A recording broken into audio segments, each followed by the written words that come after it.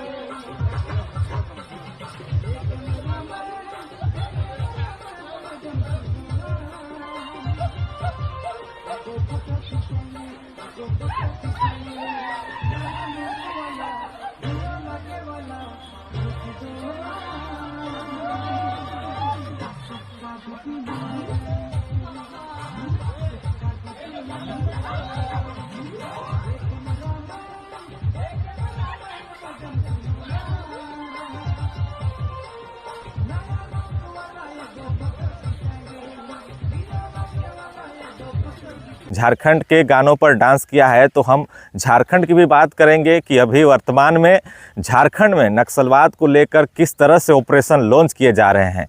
मगर हम सबसे पहले बात करते हैं उस नवाला केशव राव के बारे, जो बताया गया कि वो इंजीनियरिंग का छात्र था और किस तरह से नक्सल मूवमेंट में जुड़ जाता है।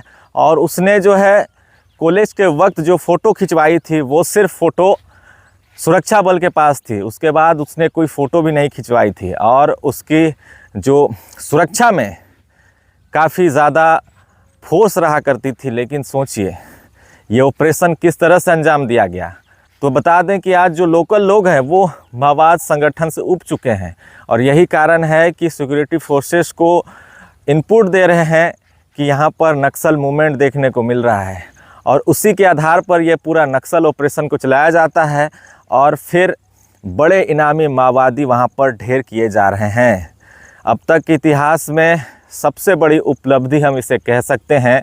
और अब ये सवाल उठने खड़े हो गए हैं कि अब भाकपा माओवादी संगठन का क्या होगा। बड़े शीर्ष नेता मारे गए, अब जो छोटे मोटे कैडर हैं क्या वो सरेंडर करेंगे या फिर जंगलों में डटे रहेंगे।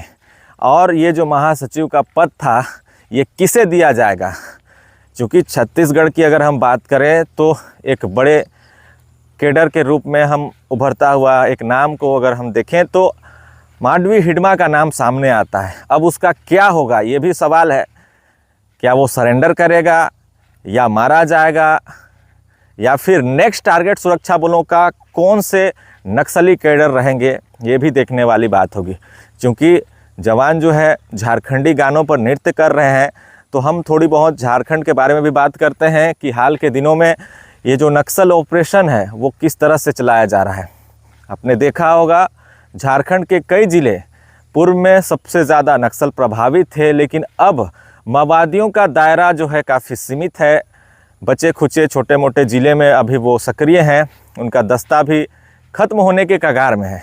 पश्चिम सिंहभूम का सारंडा इलाका में ही सिर्फ जो है सबसे ज़्यादा इनामी माओवादी इस वक्त हैं, जो कि सेंट्रल कमेटी के मेंबर हैं और एक पोलित ब्यूरो मेंबर है। अब ऐसे में झारखंड पर भी ये दबाव तो है ही कि वो भी इनामी माओवादी मिसिर बेसरा को मार गिराए। और ये तभी संभव हो पाएगा जब लोकल लोग इसका जो है वो सहयोग करेंगे, सुरक्षा बल के जवानों को इनपुट देंगे।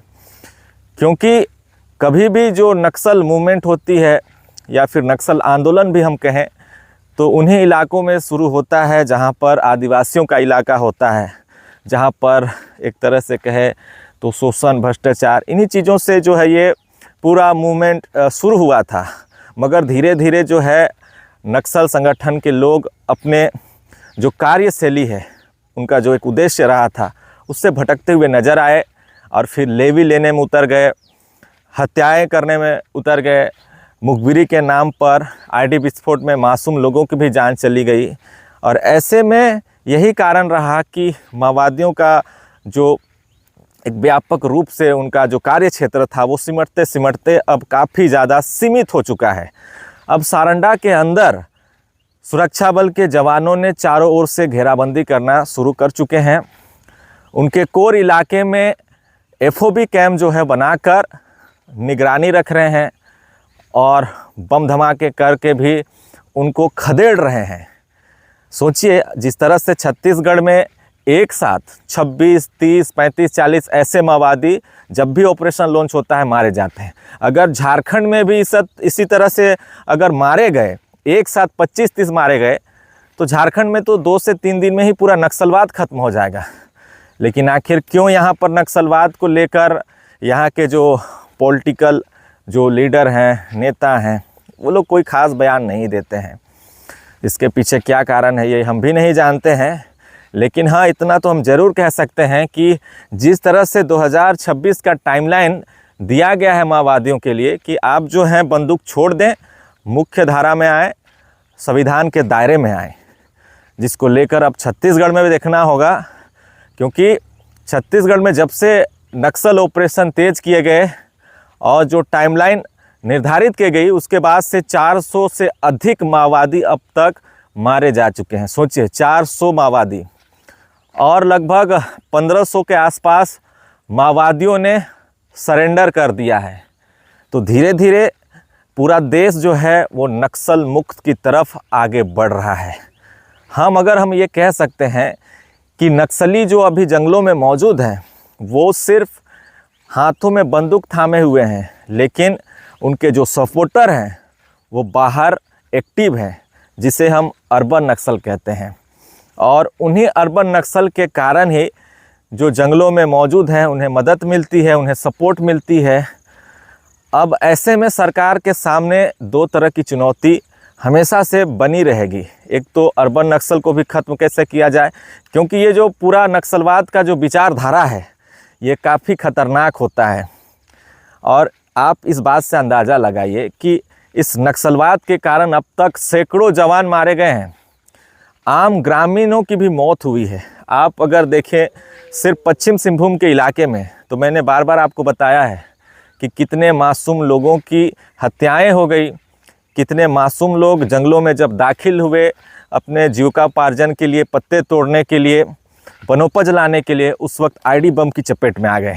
मगर अब देखिए, कोल्हान के इलाके में जब माओवादियों का एक समय में सबसे ज़्यादा वर्चस्व था, अब उन्हें वहाँ से खदेड़ दिया गया। सारंडा की तरफ अब जो है वो आ चुके हैं। सारंडा क्योंकि एक चुनौती इसलिए भी है सुरक्षा बलों के लिए, क्योंकि काफ़ी घना जंगल है। और ऐसे में जब भी ऑपरेशन लॉन्च होते हैं तो छत्तीसगढ़ की तुलना की बात करें तो उतने ज़्यादा तादाद में सुरक्षा बल के जवान शामिल नहीं होते हैं। छत्तीसगढ़ में एक साथ 10-5 हज़ार ऐसे जवान जो हैं शामिल होते हैं पूरे ऑपरेशन में। मगर झारखंड में अगर किसी भी वक्त इतने ज़्यादा तादाद में जवानों को जंगल में उतारा गया तो फिर एक साथ नक्सली कुछ ही कम समय में साफ हो जाएंगे। हालांकि अब जो है वो बारिश का मौसम आने वाला है। अब ऐसे में कुछ दिनों तक नक्सल ऑपरेशन कम ही देखने को मिल सकता है, क्योंकि बारिश के मौसम में नक्सल ऑपरेशन करना जवानों के लिए खतरा साबित होता है और पॉसिबल भी नहीं होता है। ऐसे में जो टाइमलाइन निर्धारित की गई है वो टाइमलाइन को तो ये छत्तीसगढ़ राज्य है वो शायद पूरा भी कर दे, लेकिन झारखंड में काफ़ी लंबा वक्त लग जाएगा। चलिए, नक्सलवाद खत्म धीरे धीरे ज़रूर हो, मगर जिन इलाकों में आज भी वो जो मूलभूत सुविधाएं नहीं पहुंची है, उन सुविधाओं को भी सरकार को ध्यान देकर पहुंचाना चाहिए, तभी जाकर इस नक्सलवाद का खात्मा हो सकता है। और मैंने एक पिछले वीडियो में बताया था कि आंध्र प्रदेश का इलाका किस तरह से धीरे धीरे करके नक्सल मुक्त हुआ। उसमें सरकार की कई योजनाओं का विशेष योगदान रहा, जवानों की कड़ी कार्रवाइयाँ रहीं, माओवादियों से बातचीत भी हुई और ऐसे में धीरे धीरे नक्सलवाद वहाँ से ख़त्म हो गया। और यही कारण रहा कि जो भी तेलंगाना आंध्र प्रदेश के बड़े नक्सली कैडर थे वो छत्तीसगढ़ में बस गए। और अब जो है बताया जाता है कि तेलंगाना आंध्र प्रदेश के जितने भी कैडर थे वो इधर उधर भाग रहे हैं। झारखंड में एकमात्र बड़ा इनामी माओवादी मिसिर बेसरा है और वही सबसे बड़ी चुनौती है। अगर मिसिर बेसरा को मार गिराया जाएगा या फिर वो सरेंडर कर देगा तो एक साथ हम कहें तो भाकपा माओवादी संगठन झारखंड से साफ हो जाएगा। तो देखिए अब क्या होता है आगे, ये भी हम जानने की कोशिश करेंगे और आपको दिखाते रहेंगे।